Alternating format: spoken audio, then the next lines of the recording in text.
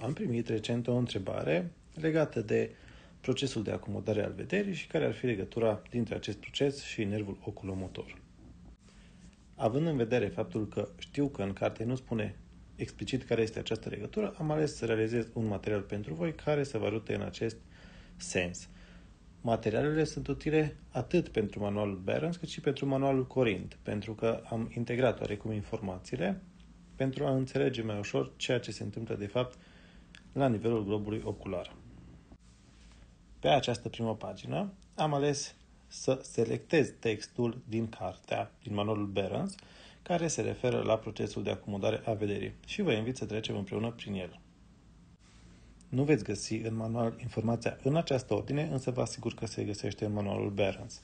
În ceea ce privește cristalinul și corpul ciliar, informații despre acestea găsim în tabelul 12.2 de la capitolul cu organele de simț și aflăm astfel că cristalinul refractă lumina și este important în acomodare, iar despre corpul ciliar ni se spune faptul că modifică forma cristalinului și participă la procesul de acomodare. Vom afla ulterior mai multe informații. Manualul ne spune faptul că în spatele irisului se găsește cristalinul, un disc transparent biconvex, alcătuit dintr-un material proteic fibros dispus în straturi concentrice. Cristalinul este ferm ancorat de corpii ciliari prin intermediul ligamentului suspensor. Cea mai mare parte a corpului ciliar care modifică forma cristalinului pentru a focaliza imaginile constă din mușchiul ciliar intrinsec. Înainte de a trece mai departe la următorul paragraf, vă invit să vă îndreptați privirea spre partea de jos a paginii. Puteți să observați faptul că există două puncte importante, unul localizat la 25 de cm de ochi, care se numește punct proxim, și alt punct localizat la 6 metri de ochi, numit punct remotum. Cei care se pregătesc pentru admitere din manualul Corint cunosc acești termeni și se referă la faptul că punctul proxim reprezintă punctul cel mai apropiat de ochi la care putem să vedem clar și se realizează acest proces cu acomodare maximă. De la 25 de centimetri și până la 6 metri există acomodare, însă nu la fel de puternică, iar de la distanța de 6 metri încolo nu mai avem nevoie să realizăm acomodare pentru a vedea clar.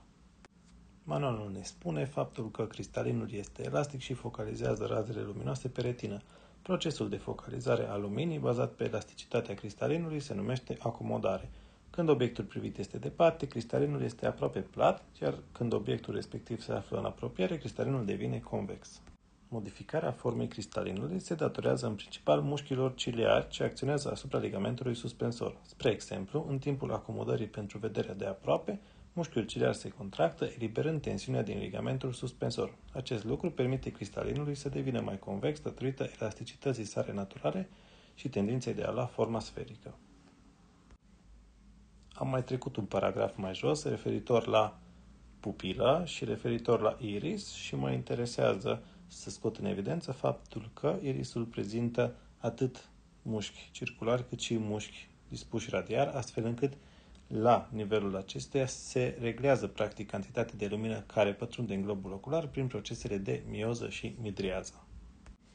Pentru a înțelege mai ușor lucrurile discutate până în acest moment, vă invit să ne uităm pe cea de-a doua pagină a materialului și să comparăm vederea la distanță cu mecanismele de acomodare a vederii, adică vederea la aproape.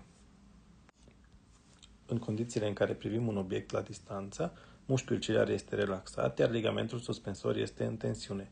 Cristalinul este practic alungit și nu deviază razele luminoase.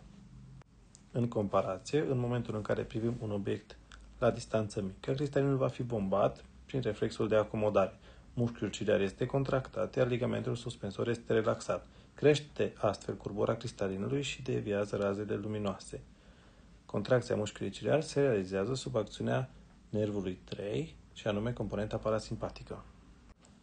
O altă diferență are legătură cu axele optice. În momentul în care privim un obiect la distanță, axele optice sunt paralele, iar în momentul în care privim un obiect la aproape, cum este un calculator, vorbim despre axe optice convergente. Acest lucru se realizează prin contracția mușchiului drept intern a globului ocular, care este inervat de către nervul 3 somatomotor.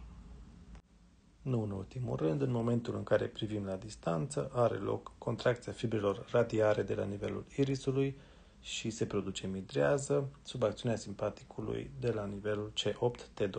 În comparație, în momentul în care privim un obiect la apropiere, va avea loc contracția fibrelor circulare de la nivelul irisului sub acțiunea nervului 3 parasimpatic și pupila va deveni miotică. Astfel va scădea diametrul acesteia. Să facem o scurtă recapitulare în ceea ce privește acomodarea vederii. O folosim pentru a privi un obiect la distanță mică, se realizează sub acțiunea nervului 3, atât în ceea ce privește mușchiul ciliar, cât și mușchii irisului și, în ultimul rând, mușchiul drept intern pentru devierea globelor oculare. Componenta parasimpatică a nervului oculomotor realizează contracția mușchiului ciliar și realizează și contracția fibrelor circulare de la nivelul irisului sau a mușchiului constrictor pupilar.